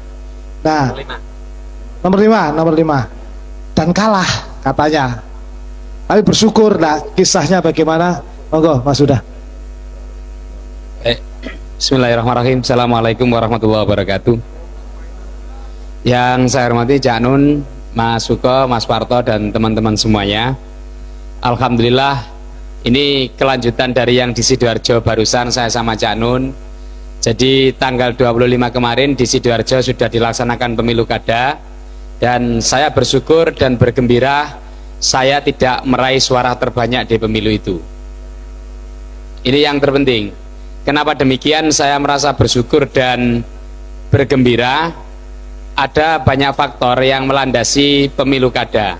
Jadi saya sedikit cerita bahwa majunya saya ini bukan semata-mata dikarenakan keinginan saya pribadi. Jadi saya ini kebetulan seorang guru, seorang dosen, dan saya cukup bangga dan bahagia dengan kehidupan saya untuk transformasi keilmuan. Nah, ujuk-ujuk tiba-tiba saya diminta oleh Cak Nun untuk mendampingi salah satu kandidat untuk maju pilkada. Dan itu permintaan itu kalau nggak salah kurang 2 hari sebelum pendaftaran dimulai. Jadi pendaftaran tanggal 27, tanggal 25 saya diminta. Tapi karena yang meminta ini Cak Nun, saya hanya bilang kalau ini perintah saya siap laksanakan gitu. Karena ini yang perintah Cak Nun. Nah, ternyata bukan ujuk-ujuk Cak Nun perintah saya. Ternyata prosesnya 2 tahun. Ketika saya sebelumnya sekitar 3 tahun yang lalu itu didampingi oleh Cak Nun bersama-sama dengan korban lumpur yang ada di Sidoarjo. Nah, mulai itulah saya kemudian ikut dalam pilkada, dan saya merasa Cak Nun perintah saya itu, saya ketika ngurusi lumpur itu ibaratnya masih TK, dan itu oleh Cak Nun mungkin dianggap lulus, dan saya disuruh untuk masuk ke kelas 1 SD, di mana sesuatu dunia yang lain itu saya temui pada pemilu kada di situ. Dan 3 bulan itu saya mengerti betul bagaimana kemudian carut-marutnya demokrasi yang ada di negeri kita ini. Saya merasakan pada tingkat pemilu kada kabupaten itu perilaku-perilaku menyimpang dari para politisi, perilaku-perilaku menyimpang dari para tokoh ulama dan masyarakat, perilaku-perilaku menyimpang. Dan saya melihat bahwa di dalam pilkada itu semuanya bisa dientertainerkan. Jadi tidak hanya lembaga pendidikan yang dientertainerkan supaya menjadi mahal, tidak hanya kesehatan yang kemudian menjadi wilayah entertainer sehingga menjadi mahal, ternyata agama pun juga dientertainerkan bisa di saat pilkada. Jadi ini yang menurut saya bisikan dari Cak Suko, inilah yang disebut dengan kapitalisasi agama. Jadi betapa misalkan tahlil dan yasinan itu menjadi satu hal yang biasa di masyarakat kita, tetapi karena pilkada itu kemudian tahlil dan yasinan itu dimintakan dana, dan itu sangat luar biasa masif. Itu yang saya alami selama 3 bulan. Nah, tanggal 25, biar tidak terlalu malam, tanggal 25 kemarin itu menurut saya ketika mulai bulan Mei, Juni, Juli, saya berusaha maksimal bagaimana kemudian meletakkan sebuah idealisme dalam pemilihan kepala daerah. Idealisme yang saya maksud adalah bahwa seorang calon pemimpin kepala daerah itu harus jelas menunjukkan visi misinya. Tapi visi misi ini bukan sesuatu yang kosong, tetapi harus dibangun dengan sesuatu yang memang betul-betul ada keikhlasan untuk membangun sebuah struktur masyarakat melalui visi misi dan program kerja. Nah, tetapi rupanya di masyarakat kita visi misi itu nggak terlalu berharga, nggak terlalu penting karena sifatnya retorik. Jadi dianggap orang bilang ya kapur barus nang jero lemari, ngedabrus gak mari-mari. Jadi ini retorik. Nah, yang kita bangun seperti itu. Nah, perkara kemudian dari visi misi itu masyarakat memahami, terus kemudian menjelang pilkada itu ada serangan fajar atau sodoko politik. Saya bilang sama warga diterima saja, tetapi ketika visi misi dari seorang calon dipahami, maka yang ia pilih adalah calon yang memang betul-betul mempunyai visi misi, mempunyai latar belakang bersih dan lain sebagainya, kan begitu. Nah, itu ideal saya, itu angan-angan saya. Jadi kita berkali-kali kampanye di mana-mana untuk menyebarkan visi misi, program kerja kesejahteraan masyarakat, membangun masyarakat madani, membangun Sidoarjo Metropolis, itu dianggapnya bukan hanya semata-mata Kapur Barus tadi itu. Nah, tanggal 25 kemarin, sebenarnya tanggal 23, 24, survei kami itu 2 kandidat itu beriring-iringan. Bahkan 3 survei yang kami pegang, saya atau dengan pasangan saya itu unggul 1,2%. Wah, luar biasa. Nah, saya pikir satu hari itu tidak ada sesuatu yang sangat luar biasa, sehingga kemudian saya yakin untuk membangun idealisme, membangun Sidoarjo ke depan itu bisa dilaksanakan. Nah, begitu tanggal 25 coblosan itu sudah mulai ada, bukan lagi petasan, tapi sudah ada mulai bom. Dan itu dilaksanakan secara masif, bahkan beberapa tempat itu di depan TPS dengan langsung bagi-bagi, ada aparat di situ, ada panwas di situ, tapi nggak ada satu reaksi apapun. Dan ketika jam 1 kami dengan LSI mengadakan quick count, jam 2 ini sudah diketahui, saya kebetulan sama Rizal Marlarangeng dipanggil, Mas, kalau ini kenyataannya, ini kayaknya kita kalah. Saya bilang, kenapa bang? Saya nggak tahu, ini sudah konstan. Yang nomor ini sudah 60%, yang ini masih sekitar 19%.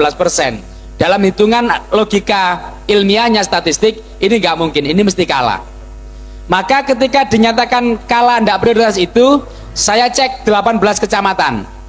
Saya telepon tenaga di lapangan, menginformasikan tidak ada petasan-petasan, tapi itu sudah bom dan dilakukan secara masif.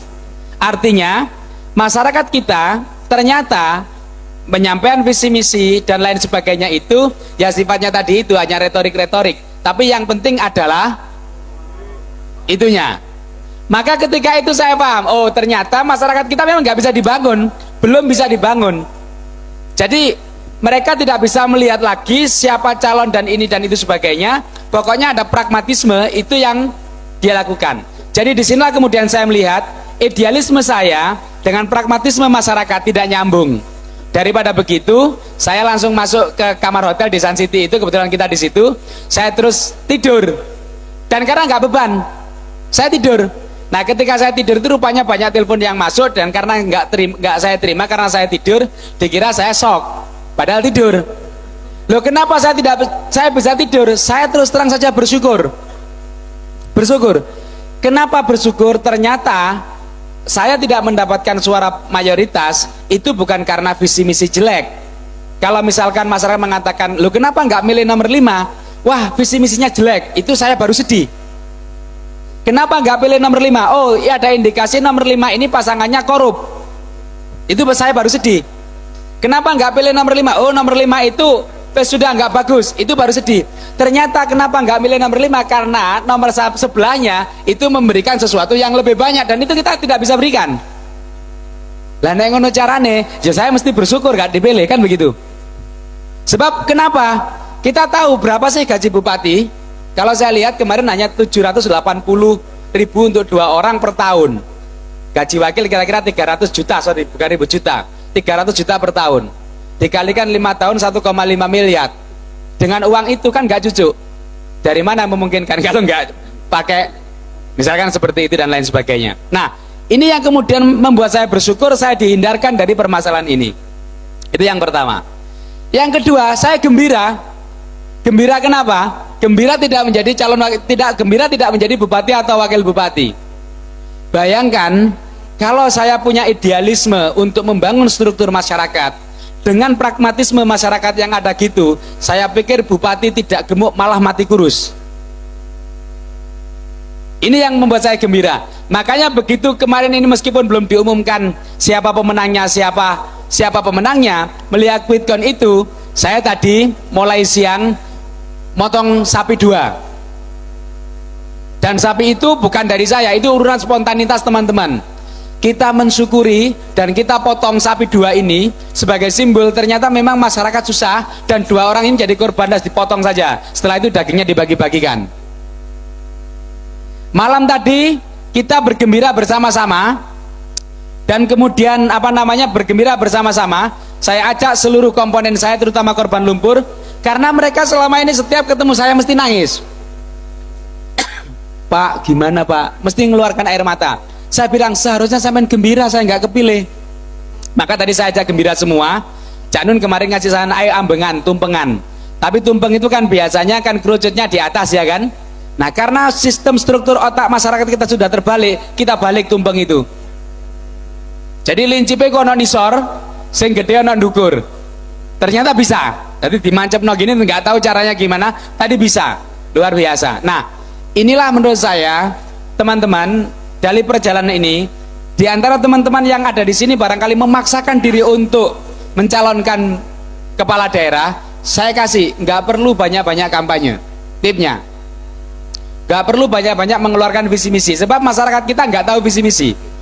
Daripada untuk pertemuan itu kumpulno duit tok, jarno ae kumpulno duit sampean niku. Engko nek wis payahe kate coblosan, bagin mesti menang. Dan setelah itu korupsilah banyak-banyak, gitu ya. Nek ketahuan, nek gak ketahuan syukur, ketahuan rasano buiku kan gitu aja. Jadi inilah yang kemudian menjadi dasar kita, Cak Nun, ternyata kita untuk membangun sebuah masyarakat yang bagus itu memang masih membutuhkan satu tenaga. Tetapi kemudian saya katakan sama teman-teman tadi, jangan khawatir, justru kita tidak menjadi pejabat itulah kita bisa membangun community development yang lebih bebas dan lebih mandiri untuk kesejahteraan kita semuanya. Saya pikir itu yang menjadi poin kita. Terima kasih. Assalamualaikum warahmatullahi wabarakatuh. Ini rek, aku kepingin jelasno coro desa ae. Jadi ada kelompok yang sudah mengeluarkan uang 7,8 triliun sekarang untuk membangun rumah 13.000 warga lumpur. Itu saya kawal supaya mereka benar-benar dibayar, dan alhamdulillah memang dibayar 6 kali lipat harga tanahnya dan 5 kali lipat harga rumahnya. Jadi sekarang mereka agak lumayan kesejahteraannya, dan insya Allah dalam waktu setahun sampai 1,5 tahun ke depan semua sudah beres. Tapi saya tidak terima hanya dibikinin rumah.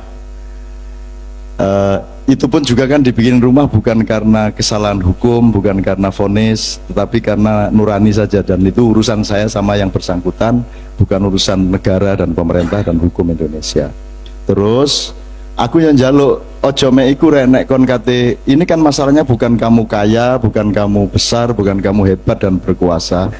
Yang kamu raih itu adalah kemuliaan atau karomah. Nek ngono disisano ae gawe yo community development di Sidoarjo, membuat sejumlah perusahaan-perusahaan yang bisa menampung tenaga kerja sebanyak-banyaknya. Nomor 2, memandu masyarakat dan memberi fasilitas di bidang pendidikan dan kemasyarakatan. Jadi misalnya subsidi untuk pelajar-pelajar dan mahasiswa diperbanyak dan seterusnya. Pokoknya ada komdev lah.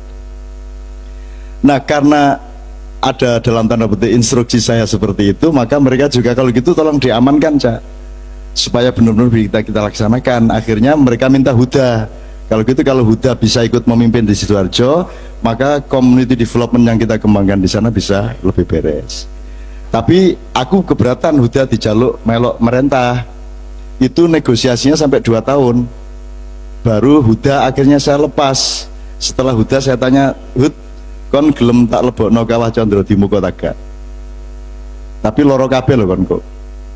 Nek itu perintahnya Cak Nun, ya saya jalankan, insya Allah itu untuk mencari ilmu dan untuk mematangkan hidup saya. Akhirnya saya loloskan Huda, oke melo karo ngecek situ. Tadi kan saya sudah ngomong ada ilmu yakin, hakul yakin, dan ainul yakin. Nek sepengetahuan saya, rakyat Indonesia itu ono 3 macam dalam hubungannya dengan memilih pemimpin. Nomor 1, rakyat yang memilih pemimpin berdasarkan kemampuan dan niat baiknya untuk menyejahterakan rakyat. 1, jadi anjane pinter bangun wonge, tur niat bangun. 1, dipilihlah oleh masyarakat orang yang memang kapasitasnya seperti itu. Nomor 2, kata pek pinter iku rek, tapi apik kelakuane, kata yo gak korupsi ku wong iku, terus dipilih. Ke nomor 2. Jadi ada jenis rakyat kedua yang memilih pemimpin berdasarkan moralnya. Nomor 3, wis gak mikir iku kate bangun tagak, apik tagak, korupsi tagak, wis gak peduli, sing penting bayar piro. Kan gitu kan? Nah, setahu saya di seluruh Indonesia itu mayoritas itu nomor 3, kan gitu. Nah terus aku kondo hut jajal, aku iki percaya loh Hut, nek kasus lumpur ini terusannya 500 tahun yang lalu di Canggu. Dan di situ, setelah ada Canggu itu maka ada transformasi zaman yang luar biasa dari ekonomi pedalaman ke ekonomi pesisir. Sekarang ini kita sedang mengalami kegagalan untuk merespon globalisasi. Jadi negara kita ini tidak menemukan sistem konstitusi dan policy-policy yang bisa menolong rakyatnya, bahkan ngerepoti rakyatnya terus. Maka saya percaya peristiwa lumpur ini akan menjadi trigger bagi perubahan-perubahan nasional. Nah tadi aku mek kepingin ainul yakin Hud, nek janjane nek hakul yakin karo ilmu yakin ku ya Sidoarjo padha ae lah. Rakyatnya jenis nomor 3 lah, pokoknya sing nyogok gede iku di le. Tapi kan aku gak oleh ngarani iki sapa roh iki gak loh. Jajal ya Hud ya, mlebu rono tapi dengan syarat engkau nek kon dikai duit dikongkon bagi kon aja gelem. Kan gitu. Jadi kita betul-betul, saya ambil tim dari Jogja tidak disewa loh ini. Tidak kontrak, yang kontrak itu Fox miliaran. Tapi tim saya tidak kontrak. 0 tidak kontrak. Betul-betul menemani bagaimana bikin program yang baik, bagaimana rakyat bisa memilih pemimpin yang baik. Itu betul-betul memproses acara-acara dan komunikasi dengan rakyat untuk idealisme itu. Dan 3 hari sebelum hari H, sebelum pemilihan, benar-benar uangnya mau dikasihkan untuk dibagi untuk serangan duha. Jadi serangan fajar lah saat durunge subuh rek. Iki serangannya jam itu sampai jam 10. Serangan duha. Gue nek ono sing kari ya serangan lohor. Nah, yang ingin saya katakan sama Anda, ini sponsor ini baru pertama kali menjumpai tim yang menolak uang itu. Jadi Mas Toto yang saya minta untuk nemanin Huda itu tidak mau dikasih duit untuk dibagi. Mau gaya apa Huda menang mergo nyogok, gitu loh. Jadi benar-benar ditolak. Jadi ini saya bahagia betul, bersyukur betul aku. Gaya apa kan dadi pemimpin mergo nyogok lo, gaya apa? Gitu loh, mending aja. Tapi nek rakyatnya iku jek rakyat sogokan kayak ngono iku ojo gelem kan dadi pemimpinnya. Susah kan kok uripmu. Gitu loh. Ternyata memang setelah 3 hari yang lalu baru ketahuan loh, memang Sidoarjo ya sama saja sama rakyat Indonesia yang lain ya cek kayak ngono iku. Tadi alhamdulillah kamu gak sido dadi, nek kamu dadi ngeluh kan kok musuh rakyat sing duwe tok ae pikirane. Itu. Nah, yang ingin saya beritahukan kepada Anda adalah fakta bahwa tim yang saya kirim itu menolak uang yang seharusnya dibagikan untuk serangan duka loh. Mau lagi kan lumayan Mas, prestasi tuh Mas. Ya gelo-gelo dede ya toh. Tapi kan lumayan wani. Dan itu maka saya kirim Panembahan Toto Raharjo. Nek gak Toto gak wani nolak kayak ngono iku. Nek to lah mau aku nek mengarep bagi duit aku rasa ngirim kirik wae ngono kuwi. Kirik digandoli kene dikon keteno rono-rono wis tutuk. Rakyat kan gak peduli sing keteno kirik ta setan, sing penting oleh duit. Lah nek rakyate kayak ngono gak usah dadi pemimpin. Maka malam ini Huda mengadakan syukuran, bergembira dan bersyukur mbeleh sapi loro. Kebetulan memang Huda mendapatkan tim yang memang sama sekali tidak ngurusin prosesnya. Jadi dia ini sebenarnya dibunuh di dalam tim itu, dibunuh. Bahkan cagupnya juga sebenarnya di dalam tanda petik ya ketika sekarang dalam situasi akan pengumuman begini tidak ada yang nemenin nih. Wong Sidoarjo sing kalah iki gak sing ngancani, aku sing ngancani. Lah apa kon nangis? Totok yang ngono. Begitu arek-arek mulai nangis, raimu kowe nangis ngopo? Aku wis wingi-wingi nangisku mergo ndelok rakyat kaya ngene iki. Kowe rasa nangis saiki, kowe kudu nyenges. Ngono kuwi Panembahan Toto Raharjo alaihi salam.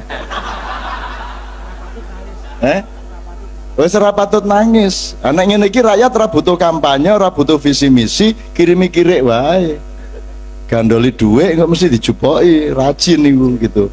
Jadi saya gembira karena paling tidak orang yang bersama saya itu berani menerapkan idealisme itu. Kan begitu. Dan saya juga tidak pernah sebenarnya mencita-citakan Huda jadi bupati, ya enggak. Cuman karena ada rencana yang baik untuk community development di Sidoarjo memang harus diamankan. Akhirnya dengan berat hati saya loloskan tapi kemudian saya melihat bahwa pengurusannya tidak begitu oke, dan alhamdulillah di saat terakhir mereka berhasil untuk menolak nyogok. Nah, lumayan toh. Itu loh teman sekalian. Sampean gelo kata kok gak gelem nrimo. Kudune laku iso melok oleh sogo anak ngono sih. Itu nah, alhamdulillah Hudas lulus dan abot Hud, tapi nek kon kepengin dadi pemimpin temenan ya mending gak, ya apa wong rakyate gak kena dipimpin kok. Rakyate duduk rakyat kok. Di Indonesia itu belum ada rakyat. Ngerti tak bedane rakyat karo masyarakat? Ngerti ya San ya? Wis tak jelasno ya, didik ae wis ya. Epistemologi aja, kalau rakyat itu dari kata ro'iyah, yaitu orang yang berkumpul di dalam perjanjian sebuah negara di mana rakyat memiliki kedaulatan atau memiliki ro'iyah, maka dia disebut rakyat. Kalau masyarakat dari kata syarika, yusyariku, serikat, orang yang berserikat untuk kepentingan-kepentingan tertentu yang tentatif sifatnya, maka dia disebut masyarakat. Kalau umat itu orang yang seperibuan nilai, jadi satu sumber keilmuannya, satu sumber ideologi dan teologinya, maka dia disebut umat. Ada umat Islam, ada umat Hindu, ada umat Kristen, karena ibu nilainya sama. Nek masyarakat tidak harus sama, bisa macam-macam, yang penting mereka berserikat untuk hal-hal yang tentatif. Itu masyarakat. Itu masyarakat dan umat. Nek kaum itu orang kayak Bang Wetan ini kaum, yaitu orang yang bersepakat untuk melakukan kebangkitan. Dari kata qiyam, berdiri, kum, berdirilah, bangkitlah. Nek qiyam itu berdiri, qaum itu berdiri dalam arti yang lebih rohania. Kalau qiyam berdiri dalam arti yang lebih teknis dan jasad. Kebangkitan itu qiyam. Yaumul qiyamah, hari kiamat itu bukan hari akhir, tapi hari kebangkitan. Nah, ndek kene sing NU sing Muhammadiyah apa namanya, apa jenenge, ngiling-ngiling. Kaum NU itu apa, umat apa kaum? Kayaknya kalau kaum itu ya sedikit-sedikit kecil-kecil seperti ini, karena ada perjanjian untuk bangkit bareng-bareng, untuk berdiri ngadeg, gitu kan? Jadi, nah NU kaum atau bukan? Nah NU ternyata bukan kaum, bukan umat, bukan masyarakat. Mereka menyebut dirinya Nahdliyin, orang yang mengikatkan diri satu sama lain. Ikatannya apa? Gak jelas. Monggo, gitu kan? Tapi pokoknya sing mengikatkan diri satu sama lain itu Nahdliyin. Nek Muhammadiyah itu orang-orang yang bersepakat untuk mempelajari hidupnya Muhammad sehingga dia punya watak seperti Muhammad, itu Muhammadiyah. Gitu kan? Karpe, gitu kan? Tapi yang paling jelas itu saiki nek didoleki kualitasnya rada angel. Sing jelas itu perbedaan fikih, perbedaan estetika. Jadi nek adzan iku nek as-sholatu khairum minan naum, kaya kaum itu naum, iku nek dawa mesti masjid NU. Sholatu khairum minan naum NU. Mesti iku. Mesti wis ditenono ya, tinggo subuh engko rungokno pas iku ya. Mari hayya 'alal falah. Terus bareng ngono, as-sholatu khairum minan naum. Nek dawa, oh iya. Baik NU Muhammadiyah maupun Muhaimin sama-sama dawa. Nek Muhammadiyah gak, Muhammadiyah itu beda sama NU. NU itu suka bonus, mulane ndek gak apa-apa didawak-dawakno. Nek Muhammadiyah seneng diskon. Dawa dindekno, tarawih 23 dadi 11. Kudune kunut gak kunut. Pokoke nek Muhammadiyah hobine diskon. Nek NU hobine bonus. Mulane nek adzane Muhammadiyah as-sholatu khairum minan naum. Ngono. Muhammadiyah mesti iku. Lha aku rek ngono tak lho seneng lah atiku. Wis gak duwe dhuwit gak masalah ngger tarungono wae iku NU Muhammadiyah. NU Muhammadiyah masjid bertaburan di ndi kuwi mesti iki NU Muhammadiyah, NU Muhammadiyah. Kan dijumlah oh akeh NU-ne karo masjid Muhammadiyah. Ya hari ngono tok ya nyenengno iku. Ngono tok wis seneng di Indonesia lho. Bah dijajah londo bandak sing penting ana hiburan ngono-ngono iku. Gitu ya teman sekalian ya. Masya Allah, alhamdulillah. aku tidak percaya kalau orang-orang ikhlas yang duduk sampai larut malam seperti ini tidak diberkahi Allah. Saya tidak mengatakan mudah-mudahan isi hatimu didengarkan oleh Allah, karena pasti didengarkan oleh Allah, karena Allah maha mendengar, maha melihat. Jadi tidak perlu mudah-mudahan. Dan kalau pulang dari sini atau melakukan pekerjaan apapun ini untuk fatwa dedek ya, untuk mursyid didik-didik. Pokoknya ukuran rek, kon mulang, kon nyambut gawe, kon becak, kon lapo ae, kon ngeramut anak, kon lapo ae yo. Ukurannya itu bukan sukses atau tidak, ukurannya bukan hebat atau tidak, ukurannya bukan pinter atau bodoh, ukurannya bukan kuoso tagak kuoso, ukurannya nek iso, nek kepingin lancar temen uripmu, ukuran itu siji, iki diridhoi tagak. Ini kita mendapat ridho Allah atau tidak. Loh ya apa caranya ridho? Loh, Tuhan nyuruh Anda baik enggak? Anak awakmu mesti apa, mesti diridhoi, masuk gak? Kalau ridho tidak ada regulasi, karena gak ada keyakinan untuk melakukan perbuatan baik. Begitu kamu sholat khusyuk bener, gak ono barang kotor di jero hatimu, berarti ridho. Ya tak gak?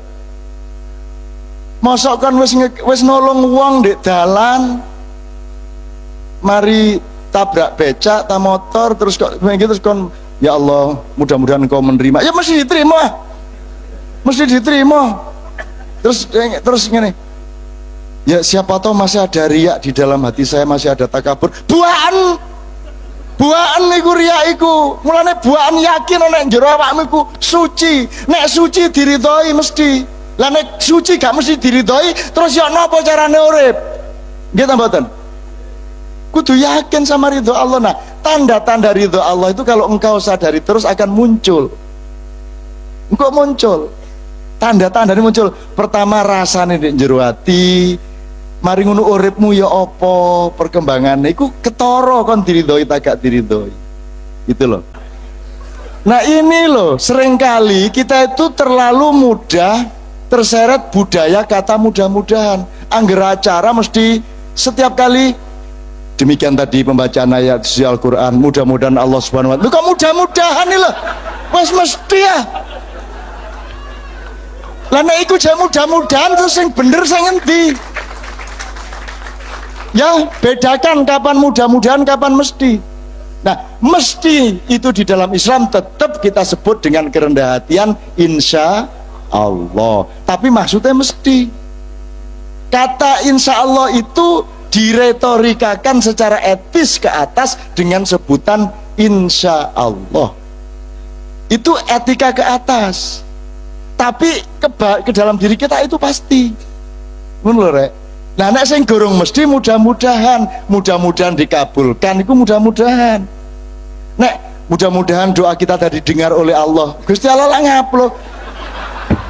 Lah kok rumah sama gak ngrungokno aku iki mesti ngrungokno dol. Ya tak gak? Sering kan Ustadz mengatakan mudah-mudahan doa kita didengarkan oleh Allah. Loh kok mudah-mudahan aku ki maha mendengar arene. Ngarane aku budek kaya apa? Ngerti ya? Loh ini terapkan dalam kehidupan sehari-hari. Aku wis bener, insya Allah aku wis ikhlas, wis tak buak sing elek ning jero atiku. Mari ngono ana mlebu elek meneh tak buak meneh, mlebu elek meneh tak buak meneh, ngono urip.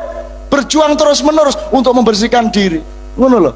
Tapi yakin lah nek wis mesti bener, terus kon jek mudah-mudahan besoknya ndak punya semangat untuk melakukan kebenaran lagi. Wong jek mudah-mudahan, alah masih amal piro jek mudah-mudahan kok. Lah bener ta? Bener ta? Oke, jadi teman sekalian mudah-mudahan ini menjadi bekal juga supaya Anda cari ridho Allah. Loh, karena Anda belum tentu, saya bilang mudah-mudahan Anda cari ridho. Sebab Anda belum tentu menerima ridho tadi kan aku murui Bupati Purwakarta terakhir melok Kiai Kanjeng pentas gak gelem mulih, rakyatnya wis mulih dia terus njaluk nyanyi karo Kiai Kanjeng terus sampai bewengi pirang lagu wis njaluk ebit, njaluk sopo terus tak kandani sampean ini sebenarnya sedang mencari sesuatu yang sudah benar tapi saya belum pernah ketemu. Saya bilang lu apa Cak? Sampean sudah berkuasa, sampean sudah kaya, sampean sudah sukses, sampean sudah semua, tapi ada yang sebenarnya yang sejati yang Anda belum temukan, maka Anda tidak mau berhenti. Terus njaluk nyanyi. Nah, sekarang saya kasih tahu, kalau Anda sudah ketemu satu itu, Anda akan ringan. Mau berhenti kapan, mau terus, siap terus. Mau makan siap, enggak makan siap. Poso siap, enggak poso siap. Rioyo siap, poso ya siap. Sedih ya siap, gembira ya siap. Ya itu kalau engkau sudah bertemu dengan rasa ridhonya Allah.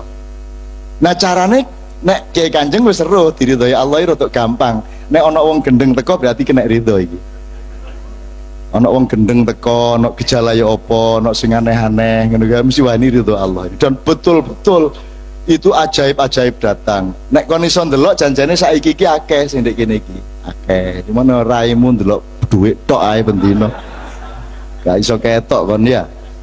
Kayak Gus Ut biyen lho, Gus Ut itu sering dia menghalangi jalan raya, letang-letang, nangis kayak arek cilik, kecil-kecil. Polisi bingung soal kendaraan macet. Gus, enten apa sampean nangis ten mriki niki? Takon-takon raimu, ana Kanjeng Nabi teko kabeh mikir dhuwit tok, gak ono sing nyopo, gak ono sing monggo. Lho, sing ketok sampean tok, kula mboten ketok. Lewatang-latang di tengah jalan. Lah iya wong ancane matamu iku digawe ndelok dhuwit tok karo ndelok susu. Mulane gak ketok ana Kanjeng Nabi teko gak ono sing nyambut, gak ono sing ngeterno. Itu kan alangkah indahnya ada orang-orang semacam itu. Dan sekarang akan lahir orang-orang semacam itu, saudara sekalian. Sekarang akan dihadirkan kembali orang-orang, sudah siklusnya sekarang. Itu ada yang siklus 40 tahun, ada siklus 80 tahun, dan sekarang akan lahir, dan Anda harus punya kepekaan-kepekaan itu. Maka orang-orang seperti anak-anak ini, teman-teman ini harus Anda apresiasi supaya Anda punya kepekaan batin bahwa mereka ini adalah penerusnya Allah sebagai Al-Khaliq, orang yang menciptakan. Bedanya sama Allah adalah Allah menciptakan dari yang tidak ada menjadi ada. Kalau manusia menciptakan yang sudah ada dijadikan sesuatu yang baru, kan gitu. Allah bikin kayu, manusia dari kayu bikin meja, kan gitu. Nah mereka ini kan gitu, semua yang digarap adalah ciptaan Allah, tapi mereka rangkai, mereka logikakan, mereka simulasi sehingga menjadi ciptaan manusia. Disitulah pernikahan antara Allah dengan manusia, antara Khalik dengan Khalik kecil, namanya teman-teman. Jadi Anda ini tidak usah semelang, tidak dihargai Indonesia tidak apa-apa, Anda dihargai Allah, dan itu akan menguntungkan anak cucumu besok-besok, dan Anda akan memiliki tempat, jangan khawatir, tidak lama lagi. Ngono ya, gain kupluk ikut terus. Hubungannya opo gitu.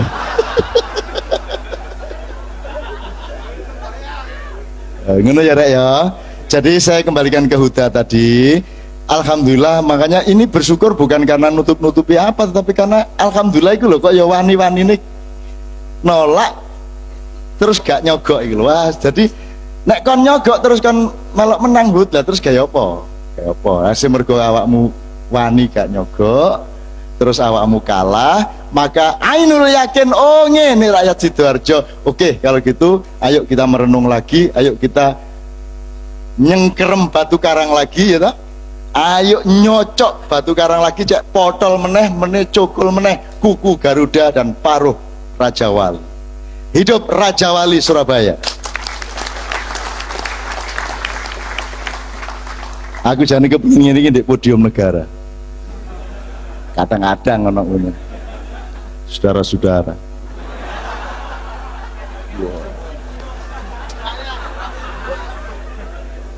Jangan dong. Wah, kaget kabeh, kaget. Saya ngono to. Nek wong isone gagah tok gak apik, gagah kudu iso konyol, kudu iso lucu, kudu iso khusuk, kudu iso kurang ajar, kudu iso mereman, kudu iso kiai, kudu iso kabeh. Itu namanya pemimpin yang lengkap, pemimpin yang sejati, dan itu akan lahir di Indonesia, dan hanya orang Indonesia yang memiliki multi talent seperti itu. Makanya Bang Wetan, Allahumma sholli wa sallim ala sayyidina Muhammad. Allahu nurus samawati wal ardi yunawwirukum Allah mencahayai ubun-ubunmu semua. Allah mencahayai genteng-genteng rumahmu. Allah mencahayai seluruh aura Surabaya, Jawa Timur dan seluruh Indonesia. Kita akan memimpin dunia, kita akan mencahayai dunia. Perkara gak terkabul wis biasa. Assalamualaikum warahmatullahi wabarakatuh. Nek gak dibanting gak sakti kon tak banting-banting meneh ngono ya. Tapi tetap optimis ya. Oke.